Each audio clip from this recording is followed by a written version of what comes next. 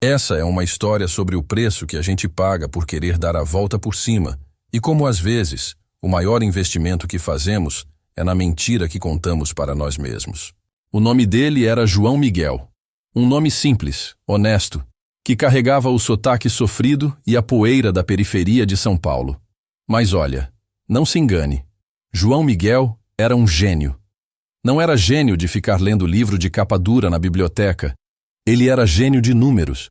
Aquele tipo de pessoa que enxerga o mercado financeiro como um tabuleiro de xadrez, onde ele já sabe 10 jogadas à frente. Aos 25 anos, ele tinha feito o impossível. Se formou em economia com louvor na USP, passando por cima de todos os filhos de doutor que estudavam lá.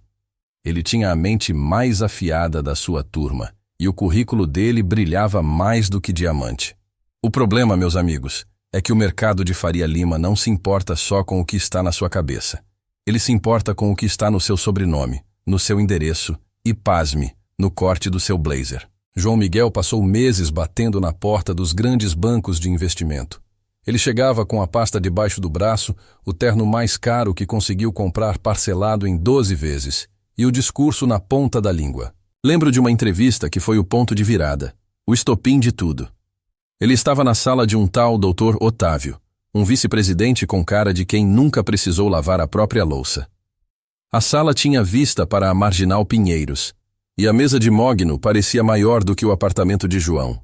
Dr. Otávio leu o currículo, franziu a testa e disse, sem tirar os olhos do papel: João Miguel da Silva. Impressionante, garoto. Você previu a queda do setor de telecom no último relatório que nos mandou. Ninguém aqui viu isso. Você é talentoso, muito talentoso. O peito de João estufou de orgulho. Era isso. Era a chance. Obrigado, doutor. Eu venho estudando as oscilações desde os meus 16 anos. Eu consigo... Dr. Otávio levantou a mão, cortando a fala de João. Colocou o currículo de lado e, pela primeira vez, olhou para o rapaz, mas não nos olhos.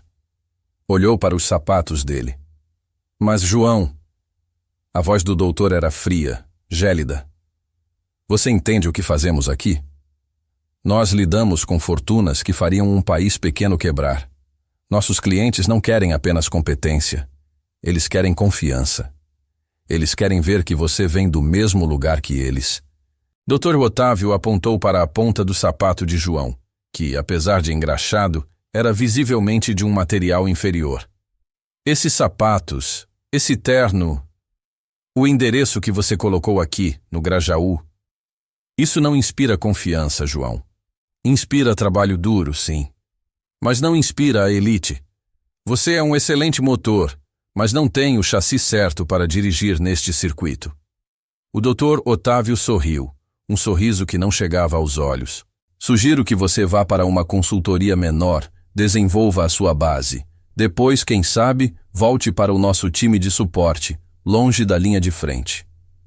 Naquele momento, a ficha de João Miguel não caiu. Ela despencou e rachou o chão. Ele não foi rejeitado por ser burro, mas por ser pobre. Ele tinha a chave do cofre, mas não tinha o código de vestimenta. João saiu daquele prédio com o estômago revirado. Ele desceu a Faria Lima e viu os carrões, as vitrines, os homens de terno impecável que pareciam flutuar, imunes à gravidade da vida real. Aí, a raiva deu lugar a uma determinação gelada. Ah, é? Vocês querem o chassi? Eu vou construir o chassi mais caro que o dinheiro pode comprar. Ele prometeu para si mesmo, enquanto esperava o ônibus na Avenida Brigadeiro Faria Lima. João Miguel da Silva morreu naquele dia. O homem que nasceu no lugar dele não tinha mais nada a ver com o Grajaú. A transformação não foi rápida, nem barata. Foi meticulosa, cirúrgica. Primeiro, o nome. Ele precisava de algo que tivesse peso, que soasse como se tivesse sido herdado de um barão do café. Algo que remetesse à Europa, a séculos de riqueza. Ele pesquisou, ele testou, e finalmente escolheu. Alexandre Montes. Alexandre soava clássico, forte. Montes, bem, soava a dinheiro, a montanhas de dinheiro. Ele deu entrada no processo legal. Foi um inferno burocrático, mas ele conseguiu. João Miguel virou uma nota de rodapé no cartório. O passo seguinte foi a aparência.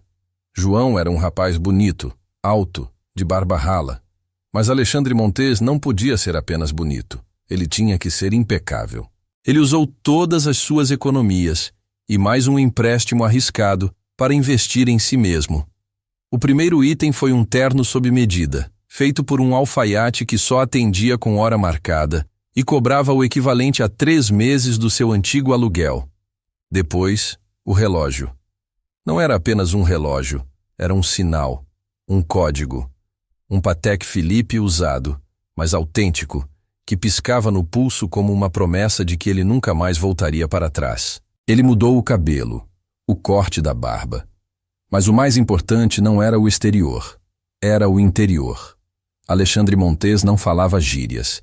Ele não dizia tipo assim ou mano. Ele falava com um sotaque polido, quase neutro, como se tivesse passado a adolescência em escolas internas na Suíça ou estudando em Londres.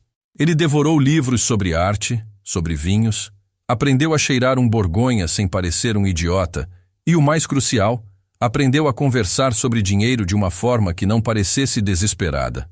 O rico não fala, eu vou ganhar dinheiro.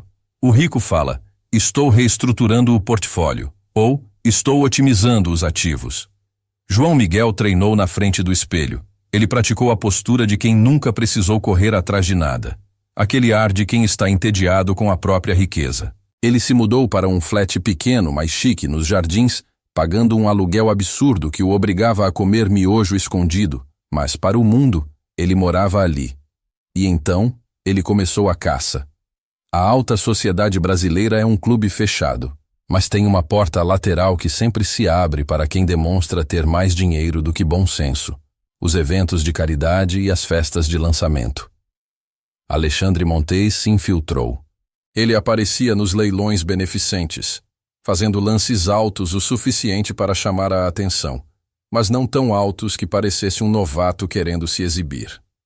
Ele sempre tinha uma história vaga sobre ter acabado de voltar da Ásia, onde estava fechando um negócio muito grande em commodities. Ele fazia networking com a precisão de um franco atirador. Ele não pedia emprego. Ele ouvia. Ele ouvia as reclamações dos empresários, os lamentos sobre a burocracia, a falta de visão estratégica nos seus próprios conglomerados. E, quando perguntado, ele dava uma sugestão sempre curta e venenosa, que acertava o problema em cheio. Seu problema não é de caixa, doutor. É de gestão de risco. A alocação está desbalanceada. Em pouco tempo, Alexandre Montes era o novo rosto misterioso na cena de São Paulo. Ninguém sabia exatamente de onde ele vinha, mas todos sabiam que ele tinha o toque de Midas. Ele era jovem, charmoso e exalava aquela aura perigosa de quem tem poder sem precisar gritar. A farsa estava funcionando perfeitamente. Mas como toda farsa, ela exigia sacrifícios. João Miguel estava enterrado tão fundo que, às vezes, Alexandre se pegava pensando em inglês ou pedindo um vinho que ele mal podia pagar. Ele estava se tornando o personagem, e foi nesse palco de mentiras e luxo que ele a conheceu. Isabela Bittencourt de Macedo. Se Alexandre Montes era a definição de novo dinheiro polido, Isabela era a definição de linhagem. Os Macedo tinham construído um império no setor de infraestrutura e agronegócio no Brasil. Eram tão ricos que o dinheiro deles já tinha cheiro de história. Isabela era a herdeira. Tinha 30 anos, formada nas melhores universidades de fora, e embora fosse linda de um jeito discreto e elegante, ela carregava o peso de um conglomerado que empregava dezenas de milhares de pessoas. Ela não estava nas festas para flertar ou aparecer. Ela estava lá como obrigação social, ou para tentar angariar fundos para alguma causa que seu pai apoiava. O encontro aconteceu no salão nobre do Hotel Unique durante um jantar de gala para arrecadar fundos para o Hospital do Câncer. Alexandre estava impecável, conversando distraidamente com um banqueiro sobre a taxa Selic, quando Isabela passou. Ela estava vestida de forma clássica, mas o que chamava a atenção não era a roupa, e sim o olhar. Era um olhar cansado, mas incrivelmente inteligente, que parecia analisar o ambiente e achar tudo um pouco ridículo. Ele não a abordou imediatamente. Ele observou, e o que ele viu foi uma mulher que estava ali por obrigação, e não por prazer. Ela parecia estar procurando uma saída de emergência. O banqueiro com quem Alexandre falava era um parasita social que tentava impressionar Isabela há meses. Ele fez uma piada insossa sobre o mercado de ações, tentando incluir Isabela na conversa. Isabela, querida, o Alexandre estava nos dando uma aula sobre como a sua empresa, o Grupo Macedo, poderia se beneficiar se fizesse um spin-off da divisão de logística. Parece que ele tem um plano de ataque. Isabela olhou para Alexandre e, pela primeira vez, ele sentiu o peso daquele olhar.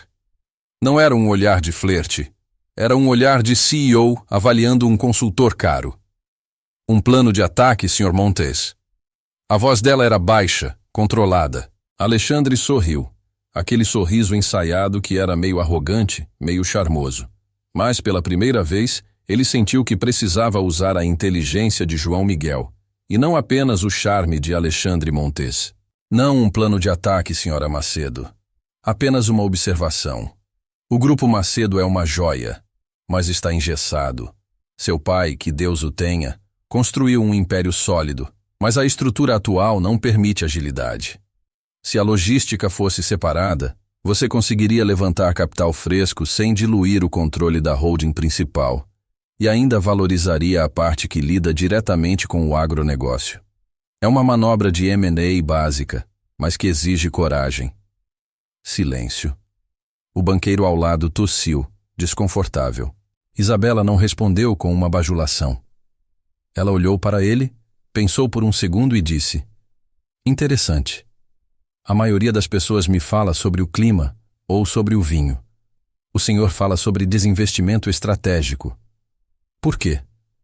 Porque eu não quero nada do seu dinheiro, Sra. Macedo. Eu quero ver se as pessoas neste país ainda sabem fazer negócios de verdade. E, francamente, seu grupo está perdendo valor por pura inércia. Mentira. Ele queria tudo dela, mas ele sabia que a única maneira de conseguir era fingir que não queria nada. Aquela resposta, carregada de uma arrogância calculada, funcionou como mágica. Isabela estava acostumada com bajuladores. Alexandre era diferente. Ele a desafiava. E, mais importante, ele tinha percebido um problema estrutural que até mesmo os consultores de Wall Street tinham ignorado ou suavizado. Por favor, sente-se, Sr. Montes. Ela indicou a cadeira ao lado dela. Conte-me mais sobre essa inércia. Aquele jantar foi o começo de uma série de encontros, mas não eram encontros românticos. Eram reuniões de negócios disfarçadas de conversas sociais. Isabela estava em uma encruzilhada. Seu pai tinha morrido há 6 meses e o Grupo Macedo estava sendo corroído por dentro. Os diretores eram velhos amigos do pai, leais, mas sem visão para o mercado moderno. Eles estavam afundando o navio lentamente. Ela precisava de alguém de fora, alguém sem laços emocionais com a história da empresa, mas que entendesse a complexidade do Brasil. E Alexandre Montes parecia ser esse cara. Ele falava de valuation e due diligence com a mesma facilidade que falava sobre a vista do Rio de Janeiro. O que Isabela não sabia era que cada palavra que saía da boca de Alexandre era fruto das madrugadas que João Miguel passava estudando os balanços do Grupo Macedo, usando softwares piratas no seu notebook. Ele sabia mais sobre a empresa dela do que ela mesma. Alexandre estava jogando o jogo mais arriscado da sua vida. Ele não estava apenas fingindo ser rico, ele estava fingindo ser um consultor de elite que cobraria milhões por um relatório. Ele a impressionou com a análise macroeconômica, com a visão de futuro e com a frieza que usava para sugerir cortes de pessoal e venda de ativos não rentáveis. Seu grupo tem gordura demais, Isabela, e essa gordura está sufocando o músculo. O Isabela veio naturalmente depois de semanas de convivência. A formalidade se quebrou, e o que começou como uma relação profissional começou a se complicar com algo mais perigoso: atração. Alexandre Montes era um personagem, mas o talento e a paixão pelos números eram reais. E a atração que ele sentia por Isabela também era. Ela não era fútil como as outras mulheres daquele círculo. Ela era séria, dedicada, e por baixo da armadura de herdeira, ele via uma mulher com medo de falhar e determinada a proteger o legado da família. Ele se sentia atraído por essa força. E Isabela? Ela estava fascinada. Alexandre era confiável de uma forma que ninguém mais era. Ele não a via apenas como a herdeira. Ele a via como a líder que ela precisava ser.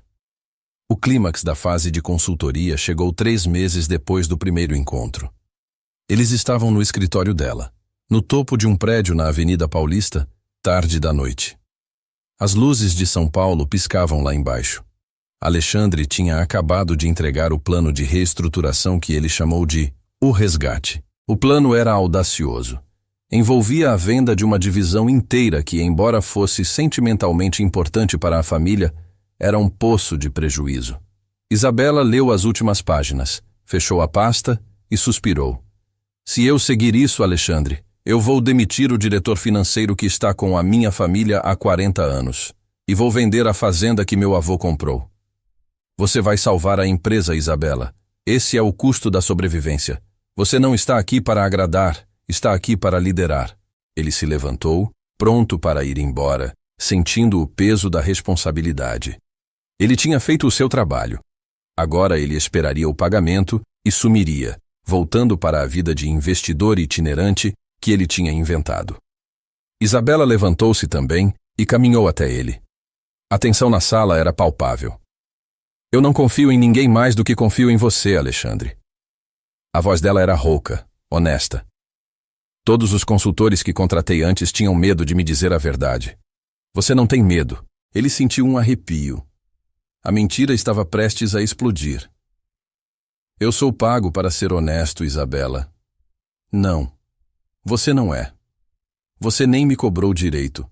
Você é o único que enxerga o potencial, e não apenas o problema. Ela parou na frente dele, e pela primeira vez, a distância profissional se desfez. Ela não estava mais olhando para o consultor. Estava olhando para o homem. Alexandre, eu não preciso de um consultor. Eu preciso de alguém que dirija essa empresa comigo. Alguém que não tenha medo de pisar em calos e que tenha a sua visão. Ele engoliu em seco. Aquele era o auge da sua farsa, o objetivo final. O que você está sugerindo? Estou sugerindo que você pare de fingir que está apenas de passagem. Fique. Eu quero que você assuma o Grupo Macedo. Quero que você seja o nosso CEO, com plenos poderes para implementar o seu plano. O coração de João Miguel, escondido sob a máscara de Alexandre Montes, começou a martelar no peito. CEO. Ele, o garoto do Grajaú, seria o CEO de um dos maiores conglomerados do país. Ele tinha vencido o sistema. Isabela, isso é uma responsabilidade imensa. E você é o único à altura. Pense nisso. Você quadruplicaria o valor de mercado em 5 anos. Eu sei disso. Ele sabia que ela estava certa. Ele poderia fazer isso. Ele queria fazer isso. Mas se aceitasse, a farsa teria que durar muito mais tempo. E ele estava cada vez mais perto de se apaixonar pela mulher que confiava nele cegamente. Eu aceito. A palavra saiu antes que ele pudesse se arrepender. Mas eu quero autonomia total. Isabela sorriu, e era um sorriso de alívio genuíno. Autonomia total. Bem-vindo ao Grupo Macedo, Alexandre. Ela estendeu a mão para selar o acordo, mas em vez de apertá-la, Alexandre a puxou pela cintura e a beijou. Foi um beijo carregado de meses de tensão reprimida, de admiração mútua e, para ele, de culpa insuportável. Isabela correspondeu com a mesma intensidade. Quando se separaram, ela estava ofegante, os olhos arregalados. Isso não estava no plano de reestruturação. É a otimização de ativos pessoais, Isabela, ele disse, tentando soar descontraído. Mas por dentro, ele estava em pânico. Ele não estava apenas enganando a elite. Ele estava se envolvendo emocionalmente com a vítima. Naquela noite, o CEO Alexandre Montes e a herdeira Isabela começaram um relacionamento secreto, intenso e completamente proibido pelas regras que o próprio Alexandre tinha estabelecido para a sua farsa. Os meses seguintes foram uma loucura. Alexandre, agora CEO, agiu com a velocidade de um raio. Ele implementou o resgate sem pestanejar. Ele renegociou dívidas, vendeu a fazenda do avô, o que causou um terremoto na família, mas Isabela o defendeu com unhas e dentes. e demitiu diretores incompetentes, substituindo-os por jovens talentos que ele pinçou no mercado. Em menos de um ano, os números do Grupo Macedo dispararam. O mercado financeiro ficou em polvorosa. Quem era aquele Alexandre Montes, o playboy que virou CEO que estava fazendo mágica? Ele era a capa das revistas de negócios, o queridinho da mídia. Todos queriam um pedaço dele. E no meio desse turbilhão, o amor dele por Isabela só crescia. Eles trabalhavam juntos, lado a lado, e a parceria profissional se misturava com uma paixão avassaladora. Isabela o amava pela mente brilhante, pela coragem e pela forma como ele a tratava. Não como uma herdeira frágil, mas como uma igual. Ela não sabia que o homem que a amava era um impostor.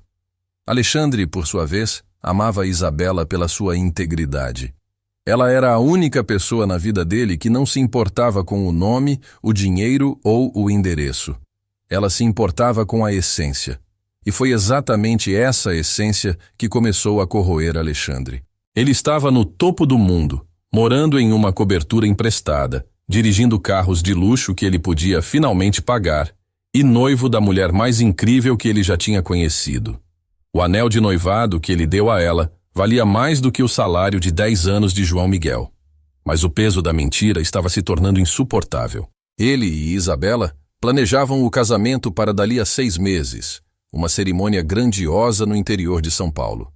E à medida que a data se aproximava, a voz de João Miguel ficava mais alta na cabeça de Alexandre. Você vai se casar com ela sob um nome falso. Você vai construir uma vida inteira baseada numa farsa. Você acha que ela vai te amar quando descobrir que você não é quem diz ser? O medo começou a dominá-lo. Não era medo de ser preso ou de perder o dinheiro. Era medo de perder Isabela. Ele sabia que precisava acabar com isso. Ele tinha provado o seu ponto, que o talento vale mais do que o sobrenome, se você souber embalá-lo. Ele tinha quadruplicado a fortuna dela. Ele a tinha salvado. Agora, ele precisava ir embora. Ele precisava confessar a farsa, explicar que Alexandre Montes era apenas um projeto de ascensão social e que ele não era o playboy herdeiro, mas sim o garoto pobre que usou a inteligência para se infiltrar. Se ele contasse a verdade agora, talvez ele pudesse preservar a integridade dela, mesmo que destruísse o coração dele. Uma noite, ele estava na varanda da cobertura, olhando para a cidade que ele tinha conquistado. Isabela estava dormindo lá dentro. Ele ligou para o seu advogado, o único que sabia da mudança de nome, e pediu para organizar tudo. Ele venderia a maior parte dos seus ativos e devolveria o restante para o Grupo Macedo, como uma indenização silenciosa pela fraude moral. Ele tinha decidido. Ele iria confessar, iria pedir perdão, daria o anel de volta e sumiria. Iria voltar a ser João Miguel, mas um João Miguel rico e com a alma limpa. Ele entrou no quarto. Isabela dormia serenamente. Ele se sentou na beirada da cama e acariciou o rosto dela. Eu te amo, Isabela, e é por isso que eu tenho que te contar quem eu realmente sou. A decisão estava tomada. Ele daria a confissão no dia seguinte, depois de uma importante reunião do conselho. Ele planejava ir embora antes do final da semana. A verdade, ele esperava, seria dolorosa, mas rápida. O que ele não sabia é que a verdade não era apenas dolorosa. Era destrutiva, e o amor deles seria posto à prova de uma forma que ele jamais imaginou. A decisão estava tomada, mas executá-la era como andar na corda bamba com uma bigorna amarrada no pescoço. Alexandre Montes acordou naquela manhã com o estômago embrulhado. Era o dia da reunião do Conselho de Administração, o seu último grande ato como CEO impecável, e o dia em que ele queimaria a largada da sua vida perfeita. Ele vestiu o terno azul marinho, o relógio Patek Philippe brilhando no pulso. Parecia um uniforme de gala para a sua própria execução. No caminho para o escritório, ele repassou a confissão na cabeça. Tinha que ser claro, conciso, e, acima de tudo, tinha que proteger Isabela e a empresa. Ele tinha movido todos os seus ativos pessoais para uma conta separada, garantindo que o Grupo Macedo não teria nenhuma perda financeira, além da eventual multa por quebra de contrato, que ele sabia que seria gigantesca, mas ele pagaria. Ao chegar no topo do prédio, o grupo Macedo fervilhava de expectativa. A reunião do conselho foi uma consagração. Os velhos diretores, que antes o olhavam com desconfiança por ser muito jovem e de fora, agora o tratavam como um messias. Alexandre, com a frieza de João Miguel, apresentou os números. Em menos de 2 anos, o valor de mercado do grupo tinha saltado para patamares históricos. A reestruturação tinha funcionado. O spin-off da divisão de logística tinha sido um sucesso estrondoso, e a divisão de agronegócio, limpa da gordura, estava colhendo lucros recordes. Em suma, senhores, Alexandre concluiu, fechando o laptop com um clique seco, o Grupo Macedo está mais forte, mais ágil e com um futuro mais promissor do que em qualquer outro momento da sua história recente. O silêncio foi seguido por aplausos respeitosos. Isabela, sentada à cabeceira, sorriu para ele. Era um sorriso de gratidão, de admiração e de amor. Aquele sorriso foi a flecha final no coração de Alexandre. Ele estava destruindo a única coisa que realmente importava para ele. Parabéns, Alexandre, disse o diretor jurídico, Dr. Valente. Você não apenas salvou o legado, você o multiplicou. Alexandre acenou, aceitando os elogios como se fossem migalhas. Ele sabia que cada palavra de louvor tornaria o golpe da confissão ainda mais violento. Assim que a reunião terminou, Isabela o puxou para o escritório dela. Ela estava radiante. Você viu a cara do Dr. Valente? Ele te detestava há 6 meses. Ela riu, abraçando-o. Você é inacreditável, Alexandre. O que eu faria sem você? Ele a segurou firme, inalando o perfume dela. Era a última vez que ele a abraçaria como o homem que ela pensava que ele era. Nós vamos comemorar esta noite, certo? Ela perguntou, os olhos brilhando. Eu reservei aquele seu vinho preferido, o Borgonha. Sim, vamos. Ele tentou sorrir, mas a máscara estava rachando. Mas eu quero que seja só nós dois. Na cobertura. Preciso te falar uma coisa, Isabela. Uma coisa importante. Ela percebeu a seriedade no tom dele. O que foi? Algum problema com a reestruturação? Não. É sobre nós. E sobre o futuro. Ela o olhou com preocupação, mas assentiu. Tudo bem. Te vejo às 8. As horas que se seguiram foram uma eternidade. Alexandre passou a tarde organizando os documentos finais, escrevendo uma carta detalhada para Isabela, caso ele perdesse a coragem de falar tudo. Ele olhava para as fotos penduradas no escritório. Fotos dele e Isabela, sorrindo em viagens, em jantares de gala. Tudo era uma mentira bem vestida. Às 8 da noite, ele estava na cobertura. O céu de São Paulo estava limpo, a vista era de tirar o fôlego. Ele acendeu as velas e abriu o vinho que ela tinha reservado, mas não tocou na taça. Quando Isabela chegou, ela estava vestida casualmente, mas elegante. Ela o beijou, sentindo a tensão no corpo dele. Você está estranho. O que aconteceu? Você está com medo de que a mídia descubra que você me pediu em casamento? Não, Isabela. Sente-se, por favor. Ela sentou-se no sofá de couro, olhando para ele, agora realmente preocupada. Alexandre caminhou até a janela, respirou fundo e se virou. Ele precisava que ela entendesse que a intenção nunca foi roubar, mas sim provar que ele era capaz. Você sabe. Eu te amo. Isso é a primeira coisa que você precisa saber. Eu te amo mais do que amo a mim mesmo, e mais do que amo esse sucesso todo.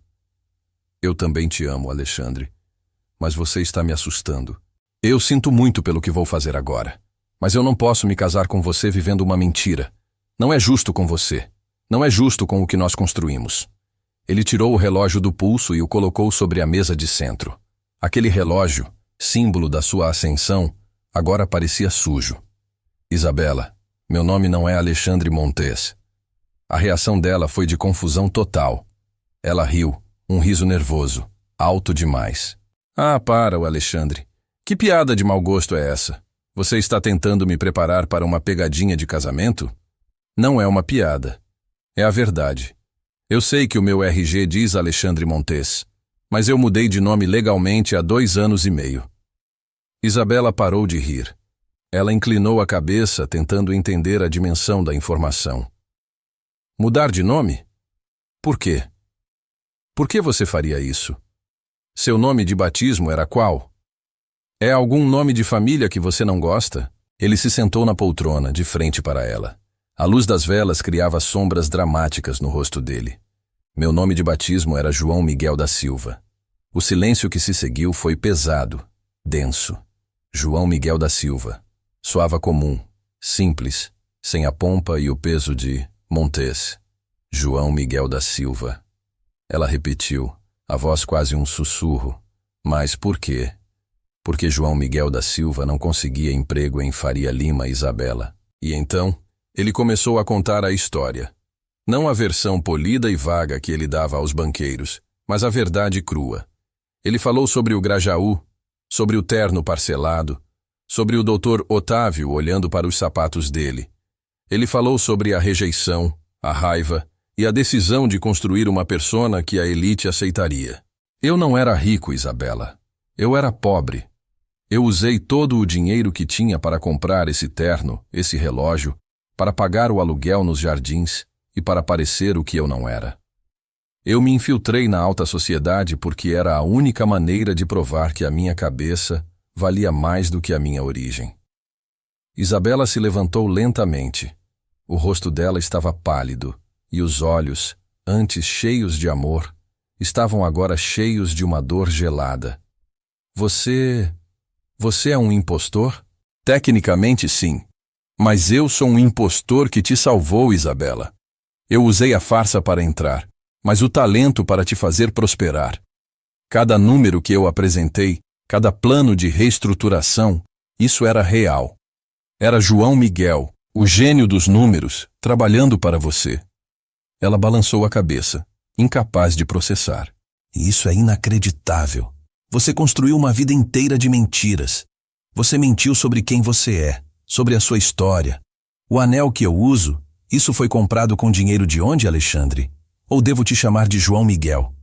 A voz dela começou a subir, carregada de mágoa. Você me chamou de parasita social um dia, Alexandre.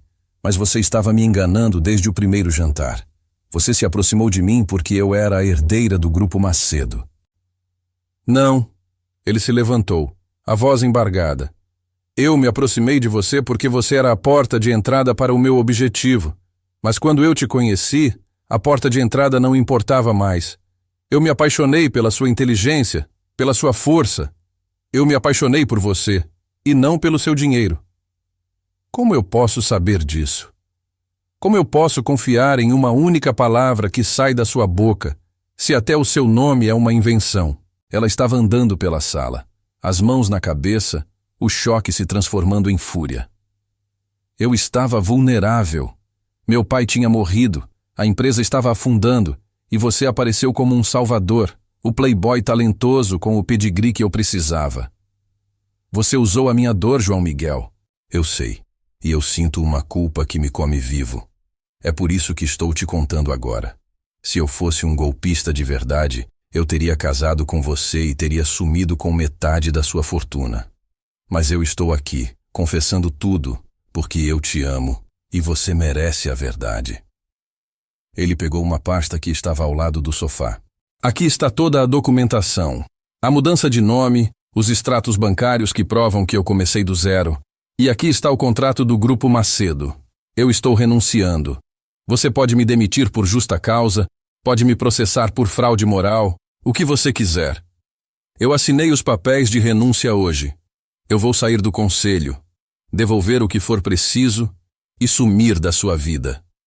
Ele colocou o anel de noivado, que ela tinha tirado do dedo e jogado na mesa, junto com a pasta. Eu não quero nada, Isabela. Eu só queria ter o direito de te amar como o homem que eu realmente sou. Isabela olhou para os papéis, para o anel e para ele. Ela desabou no sofá, lágrimas silenciosas escorrendo pelo rosto. Era a visão de uma mulher cuja realidade tinha sido estilhaçada. Você destruiu tudo, João Miguel. Você destruiu a nossa história. Cada jantar, cada conversa, cada beijo. Eu pensava que era real. E agora eu descubro que eu estava apaixonada por um personagem. O amor não era um personagem. O amor era o único erro que eu não planejei. Não me venha com frases bonitas de filme. Ela gritou, levantando-se de novo. Eu te dei a minha confiança, eu te dei a minha empresa. O meu pai confiou em mim para proteger o legado. E eu entreguei o controle para um mentiroso. Ela estava histérica. A dor dela era palpável. Alexandre sentiu o peso da sua arrogância. Ele tinha pensado que o talento dele compensaria a mentira. Ele estava errado. Eu vou embora agora, ele disse, a voz baixa e firme. Você precisa de tempo para processar isso. Eu vou ficar em um hotel. Você pode entrar em contato com o Dr. Cardoso para resolver a parte legal. Ele sabe de tudo. Ele deu um passo em direção à porta. Não! Isabela gritou. Não se atreva a sair daqui! Eu preciso entender! Eu preciso saber de uma coisa! Ele parou, a mão na maçaneta.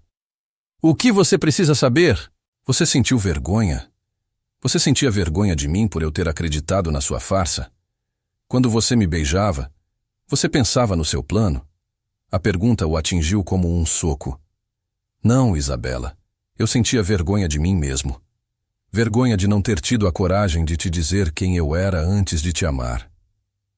Eu não te enganei por dinheiro. Eu te enganei para ter uma chance que o sistema me negou. E quando eu te conheci, percebi que tinha trocado a minha alma por um terno. Ele abriu a porta. Você é a melhor coisa que já me aconteceu, Isabela.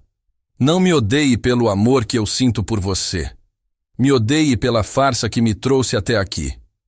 E então João Miguel, o homem do Grajaú, saiu da cobertura, deixando para trás o relógio, o anel e a mulher que ele amava. A noite de Isabela foi um inferno. Ela não dormiu. Ela pegou os documentos que ele havia deixado e os leu. Um processo meticuloso de mudança de nome, certidões de nascimento, documentos de empréstimos.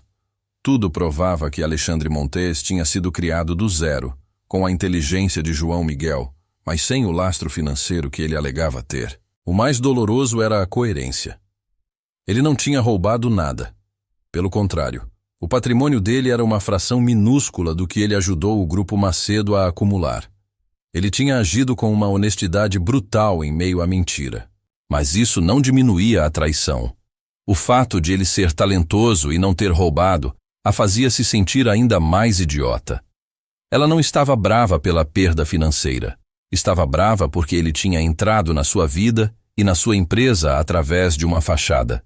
Ele tinha feito dela a herdeira mais poderosa do país, a vítima perfeita. Na manhã seguinte, o caos começou no Grupo Macedo. Alexandre Montes não apareceu. Os diretores tentaram ligar, mas o celular dele estava desligado. A imprensa, sempre farejando sangue, começou a especular. O CEO prodígio sumiu? Isabela teve que assumir as rédeas imediatamente. Ela chamou o Dr. Valente, o diretor jurídico, e o Dr. Cardoso, o advogado particular de Alexandre, que agora ela sabia ser João Miguel. Dr. Cardoso, um senhor sério e discreto, chegou ao escritório com a expressão de quem esperava a bomba. Senhora Macedo, eu sinto muito. Eu fui obrigado legalmente a manter o sigilo sobre a mudança de nome. Eu sei, doutor. Não é sua culpa. Isabela estava fria, profissional, vestindo a armadura de CEO que Alexandre tinha ajudado a forjar. Eu quero saber o risco. Há alguma irregularidade financeira que possa comprometer o grupo? Dr. Cardoso abriu a pasta de João Miguel. Nenhuma. O Sr. Montes, ou melhor, Sr. da Silva, tomou todas as precauções para que a saída dele não gerasse prejuízo. Ele não usou fundos da empresa para a vida pessoal. Ele até mesmo preparou um relatório de transição detalhado que prevê a nomeação de um CEO interino e os próximos passos estratégicos. Isabela leu o relatório. Era brilhante. Até na fuga, ele estava protegendo a empresa dela. Ele fez isso para limpar a consciência? Ou porque ele realmente se importa? Ela perguntou ao advogado, mas era uma pergunta para si mesma. Senhora Macedo, O Sr. da Silva me disse que o único motivo pelo qual ele confessou e renunciou foi porque ele não suportava mais enganar a senhora. Ele ama a senhora. Isabela fechou os olhos. O amor. A única coisa que poderia ser real. O problema é que o mundo exterior não se importava com o amor. A notícia de que o CEO sumiu vazou no meio da tarde. Ações do Grupo Macedo despencaram 15% em questão de horas. O mercado detesta incerteza. Isabela precisava agir rápido. Ela convocou uma coletiva de imprensa de emergência. Ela se postou no púlpito diante de dezenas de câmeras e jornalistas vorazes. Ela estava impecável, o rosto firme, mas a ausência do anel de noivado na mão esquerda era notada por todos. Boa tarde. Estou aqui para esclarecer os fatos sobre a saída do Sr. Alexandre Montes da posição de CEO do Grupo Macedo. Os flashes explodiram. O Sr. Montes, por motivos pessoais, apresentou sua renúncia formal esta manhã. O Grupo Macedo aceitou a renúncia. Um jornalista gritou: "Ele fugiu, Sra. Macedo. Há suspeita de fraude?" Absolutamente não. Não há nenhuma irregularidade financeira. O Sr. Montes deixou o grupo em sua melhor condição histórica. Minha família e eu somos profundamente gratas pelo seu trabalho. Outro jornalista: "Ele era seu noivo, Sra. Macedo. O casamento foi cancelado?" Isabela sentiu o peso do olhar de milhões de pessoas. Ela respirou fundo. Essa era a hora de proteger sua vida pessoal e a empresa. "Minha vida pessoal é minha, e a saúde do Grupo Macedo é o que importa. Eu assumirei a presidência executiva interinamente. E quero garantir ao mercado: o Grupo Macedo está sólido. As estratégias implementadas são duradouras. Não há motivo para pânico." Ela encerrou a coletiva com uma postura de ferro, mas por dentro estava em pedaços. O mercado financeiro reagiu. As ações pararam de cair, mas a fofoca e a especulação sobre o CEO fantasma atingiram níveis estratosféricos. Enquanto Isabela enfrentava a mídia e o conselho, João Miguel estava escondido em um pequeno hotel no interior, perto de Campinas. Ele não tinha levado nada além de uma mala e o celular descartável. Ele estava assistindo à coletiva de imprensa pela televisão, o coração na mão. Vê-la ali, forte, defendendo o legado e, de certa forma, defendendo a credibilidade dele, mesmo depois da traição, o dilacerava. Ele tinha esperado raiva, processos, vingança. Ele tinha esperado que ela o destruísse. Mas Isabela estava agindo como uma CEO de verdade. Ela estava priorizando a empresa. Ele desligou a TV e tentou ligar para o número de Isabela, mas ela não atendeu. Ele não a culpava. Ele passou os dias seguintes em um limbo de autoflagelação e preocupação. Ele tinha o dinheiro de volta, mas tinha perdido a única coisa que o dinheiro não podia comprar: o amor de Isabela e o respeito próprio. No quarto dia de exílio, ele recebeu uma mensagem de texto de um número desconhecido. Era Isabela. Fria, direta, profissional. João Miguel sabia o que isso significava. Ele podia ter renunciado, mas se o conselho, cheio de velhos desconfiados, encontrasse qualquer brecha legal, eles usariam a farsa dele para desvalorizar todo o trabalho que ele tinha feito, questionando cada decisão estratégica. E pior, a reputação de Isabela, que o tinha defendido, seria destruída. Ele precisava voltar. Não como Alexandre Montes, o CEO Playboy, mas como João Miguel, o homem que provaria que era impossível encontrar um erro em seus números. Ele pegou a estrada de volta para São Paulo. Isabela estava no seu limite. O estresse de gerenciar a crise e a dor da traição estavam a consumindo. Naquela noite, ela estava no escritório, trabalhando até tarde, quando a porta se abriu.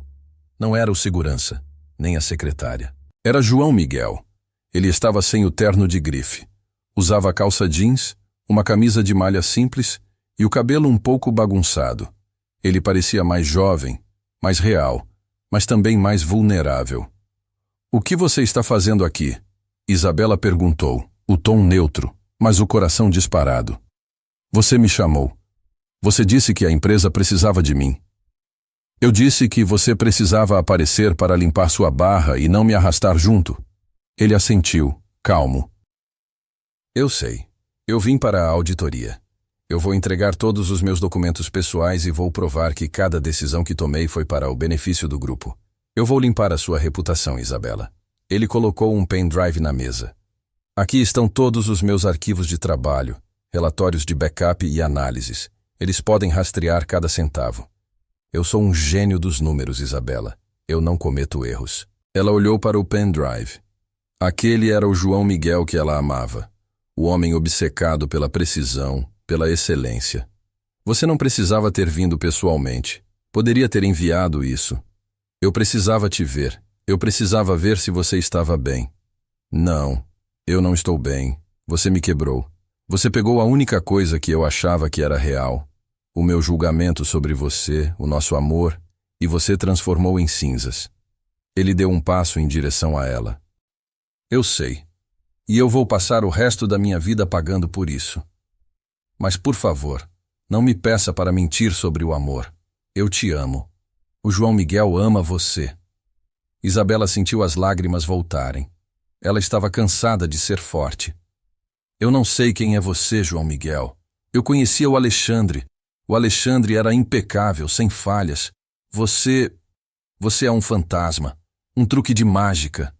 Eu sou o homem que te salvou, Isabela. E eu sou o homem que está disposto a perder tudo para ter o direito de te amar de verdade. Ela se aproximou dele, o rosto a poucos centímetros de distância. A raiva estava se misturando com a atração e a dor. Se você quisesse me amar de verdade, teria me dito a verdade antes de me pedir em casamento. Eu tentei. Eu estava pronto para ir embora. Mas aí você me ligou e me pediu para voltar. Você me deu a chance de provar que o João Miguel é tão bom quanto o Alexandre. Isabela pegou o pendrive e o encarou. Ela tinha a prova de que ele era um impostor, mas também a prova de que ele era o homem mais talentoso que ela já tinha conhecido. E ele tinha voltado. Ele tinha voltado para defendê-la e ao Grupo Macedo, arriscando ser humilhado ou processado. Eu vou te dar uma chance, João Miguel. A voz dela era fria como gelo, mas havia uma fresta de esperança. Você vai cooperar totalmente com a auditoria. Você vai responder a todas as perguntas do conselho. Você vai ser o João Miguel da Silva, o consultor contratado para limpar essa bagunça. Você não vai receber um centavo. E depois você vai embora. E nós? Ele perguntou, a voz rouca. Nós não existimos mais. Você precisa merecer o direito de ser o homem que eu amo. E isso vai levar tempo. Muito tempo. Ele olhou nos olhos dela. A proposta era cruel, mas era justa. Era a única maneira de reconstruir a confiança. Eu aceito. Eu vou provar a você que o homem que te ama não é uma farsa. Ele se virou para sair, mas ela o chamou. João Miguel. Ele se virou. O que você vai fazer com a sua vida? Depois que isso tudo acabar? Ele sorriu. Um sorriso que era puro João Miguel, sem a arrogância de Alexandre. Eu vou voltar para o mercado, Isabela, mas desta vez eu vou entrar pela porta da frente, com o meu nome de verdade. Eu não preciso mais fingir ser rico. Eu já provei que sou competente. Ela assentiu, finalmente deixando a guarda cair um pouco. Boa sorte, João Miguel. Você vai precisar. Ele saiu, deixando-a sozinha com o peso da decisão. Ela tinha o melhor estrategista do país trabalhando para ela, mas o preço era a dor insuportável de saber que o noivo dela era um mentiroso. O jogo havia mudado. Agora, João Miguel teria que lutar para provar não apenas o seu talento, mas o seu caráter para a única mulher que importava. A auditoria seria o seu julgamento final. A auditoria forense durou 3 semanas infernais. João Miguel se instalou numa sala minúscula, no subsolo do prédio do Grupo Macedo. Ele não tinha mais o tapete persa, nem a vista para a Paulista.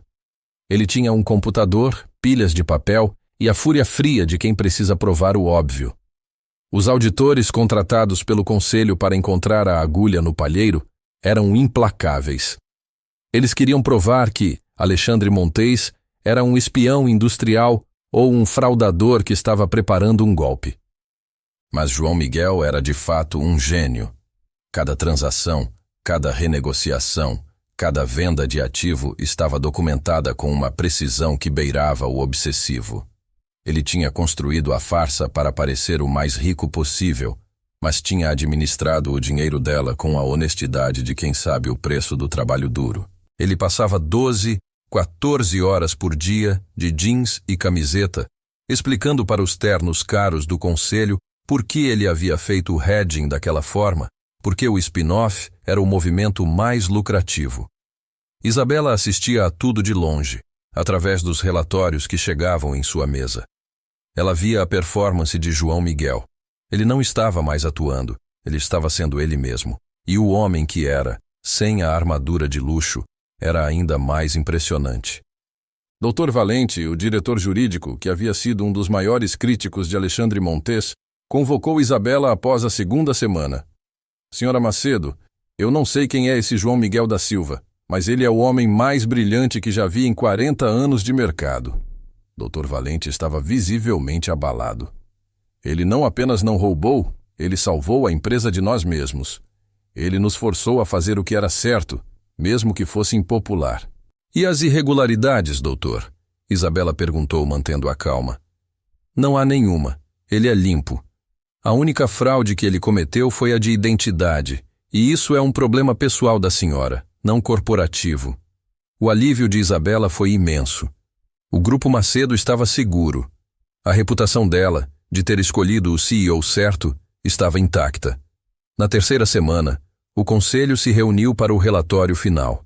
João Miguel estava presente, mas não falava, esperando o veredito. O presidente do conselho, um senhor de 80 anos que raramente falava, pigarreou. Senhor da Silva, a auditoria está concluída. Não encontramos nenhuma falha em sua gestão ou em suas intenções para com o Grupo Macedo. Pelo contrário, o seu trabalho foi exemplar. Ele fez uma pausa dramática.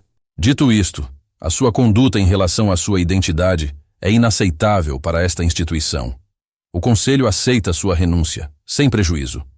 O Grupo Macedo não o processará, desde que o senhor assine um termo de confidencialidade e se abstenha de comentar publicamente sobre este caso. Era o desfecho profissional que João Miguel esperava. Ele assentiu aliviado. Eu assino, e não tenho intenção de manchar o nome desta empresa. Ele se levantou, pronto para sair, para sumir. Ele tinha cumprido sua parte do acordo com Isabela. Isabela, que estava sentada à cabeceira, não o olhou. Ela estava focada nos papéis. Doutor Valente, por favor, prepare o termo e envie ao senhor da Silva. A reunião está encerrada. João Miguel estava no subsolo, recolhendo os poucos pertences que tinha trazido, quando Isabela apareceu. Ela estava com o mesmo blazer de sempre, mas o cansaço dos últimos dias estava evidente em seu rosto. Assinei os papéis, senhora Macedo, ele disse, mantendo a formalidade. Eu sei. Ela se encostou na porta, cruzando os braços. O conselho está aliviado. Eles acham que se livraram de um problema. E se livraram. Você provou seu ponto, João Miguel. Você provou que a sua cabeça vale mais do que qualquer sobrenome. Você provou que o talento é a única moeda que importa. Ele a olhou nos olhos. E eu provei a você que eu não sou um golpista. Você provou que é um mentiroso brilhante, João Miguel. E isso é ainda mais complicado. O silêncio voltou. Era a hora da verdade, a hora de ela mandar ele ir embora para sempre. Eu vou sair de São Paulo hoje à noite. Vou para o Nordeste. Eu tenho alguns projetos por lá. Quero investir em startups de tecnologia. Quero começar de novo, com o meu nome de verdade. Ele estava se explicando não para a CEO, mas para a mulher que ele amava. E o que você espera que eu diga? Isabela perguntou, a voz baixa. Parabéns? Vá e seja feliz com o seu novo começo? Eu espero que você me perdoe um dia. E que você saiba que, mesmo que o meu nome fosse uma farsa, o que eu sentia por você era a coisa mais real que eu já experimentei. Ele deu um passo em direção a ela. Eu sei que você me odeia agora. E você tem todo o direito. Mas eu não posso sair daqui sem te dizer que eu não me arrependo de nada, exceto de ter te machucado. Se eu tivesse que escolher entre ser o João Miguel pobre e honesto, ou o Alexandre Montes CEO que te ama, eu escolheria a segunda opção 1000 vezes, porque foi ela que me trouxe até você. Isabela fechou os olhos, absorvendo a intensidade daquela confissão. Ele não estava se desculpando pela ambição. Estava se desculpando pela dor que causou. O problema, João Miguel, não é quem você é. O problema é que você não me deu a escolha. Você decidiu por mim que eu só poderia me apaixonar pelo Alexandre Montes. Ela abriu os olhos e a tristeza deu lugar a uma determinação renovada. Eu não me apaixonei pelo seu relógio, João Miguel. Eu me apaixonei pela sua coragem de me desafiar no primeiro jantar. Eu me apaixonei pela sua visão, pelo seu cérebro. E isso não era falso. Isso era João Miguel da Silva. O terno era só um detalhe. Ela caminhou até ele, parando a poucos centímetros. Você me ensinou uma lição muito importante, que a elite não é definida por onde você nasceu, mas pelo que você constrói. Você é a elite, João Miguel, e você é meu. Ele mal podia respirar. A cabeça dele estava girando. Isabela, você está me dizendo que... Eu estou te dizendo que eu não vou me casar com um mentiroso, mas eu amo o homem que você é. E se você quer ser o João Miguel da Silva, então seja. Mas você vai ter que me reconquistar do zero, sem mentiras, sem truques, e com o seu nome real. Ela apontou para o pendrive que ele tinha deixado em sua mesa com todos os seus relatórios e planos. Você quadruplicou a fortuna do Grupo Macedo em 2 anos. Você acha que eu vou deixar esse talento ir embora para abrir uma startup no Nordeste? Ele a encarou, confuso. Mas o conselho me obedece. Eles me deram a chance de te processar. Eu escolhi não fazer isso. E eu sou a maior acionista. Ela sorriu, e era o sorriso mais poderoso que ele já tinha visto. Você disse que quer começar de novo, com o seu nome de verdade. Ótimo. Eu tenho um desafio para você. Qual? O Grupo Macedo precisa de uma holding de investimentos que seja agressiva, que não tenha medo de risco e que opere fora da burocracia do nosso conglomerado principal. Ela o olhou nos olhos. A proposta era uma flecha de fogo. Eu vou te dar o capital semente, não como Alexandre Montes, o CEO, mas como João Miguel da Silva, o consultor que eu confio. Você vai fundar a sua própria empresa de investimentos. E se você quadruplicar esse capital em 3 anos, eu vou te dar o meu sobrenome. João Miguel sentiu um arrepio. Não era um emprego, era um voto de confiança, uma aposta no homem que ele era. Você está me dando uma chance? Eu estou te dando uma chance de construir a sua própria história, João Miguel. E eu quero fazer parte dela, desde que ela seja verdadeira. Ele a puxou para um beijo de alívio e promessa. Não era o beijo tenso e culpado de antes. Era um beijo de recomeço, de terra firme. Eu aceito o desafio, Isabela. E eu vou te provar que o João Miguel da Silva é o único homem que você precisa. A história de Alexandre Montes virou uma lenda urbana no mercado financeiro. A mídia especulou por meses. O CEO fantasma foi tema de documentários e matérias de capa. Mas, graças à gestão de crise impecável de Isabela e ao silêncio absoluto de João Miguel, a verdade completa nunca vazou. O público só sabia que o prodígio havia renunciado para seguir novas oportunidades. Isabela, agora presidente executiva do Grupo Macedo, estava mais forte do que nunca. Ela tinha provado ao conselho e ao mercado que era capaz de liderar a empresa e de gerenciar crises com pulso de ferro.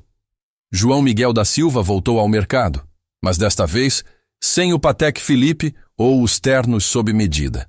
Ele fundou a Da Silva Investimentos, uma boutique de asset management focada em tecnologia e infraestrutura. A sede era modesta na Vila Olímpia, longe dos jardins, mas o talento dele era inegável. Em menos de 3 anos, ele não apenas quadruplicou o capital inicial que Isabela lhe confiou, ele o multiplicou por 6. João Miguel era respeitado não por ser o ex-CEO do Grupo Macedo, mas por ser um dos analistas financeiros mais perspicazes do país. Ele tinha feito o caminho inverso, provou que a competência era o passaporte, e não o dinheiro. E o casamento? Ah, o casamento foi lindo. Não foi a cerimônia midiática e grandiosa que Alexandre Montese e Isabela haviam planejado. Foi uma cerimônia pequena, íntima, na fazenda que o avô de Isabela havia vendido e que ela, com a ajuda dos lucros da Silva Investimentos, havia recomprado. Um símbolo de que eles podiam reescrever a história. João Miguel estava vestido com um terno simples, mas elegante. Ele estava nervoso, mas pela primeira vez, ele estava inteiro. Ele não estava mentindo para ninguém. Quando o padre perguntou se ele aceitava Isabela Bittencourt de Macedo como sua esposa, ele respondeu com a voz firme: aceito. E quando Isabela trocou as alianças com ele, ela sussurrou, apenas para ele ouvir: bem-vindo à minha vida, João Miguel. Agora, de verdade. João Miguel da Silva nunca mais usou o nome Alexandre Montes. Ele nunca mais precisou. Ele havia descoberto que o maior investimento que ele poderia fazer não era em uma farsa, mas na sua própria verdade. O amor deles não foi destruído pela revelação. Ele foi purificado pelo fogo da honestidade. E o garoto do Grajaú, que sonhava em ser aceito pela elite, descobriu que o verdadeiro sucesso era ser amado por quem ele realmente era. E isso, meus amigos, não tem preço.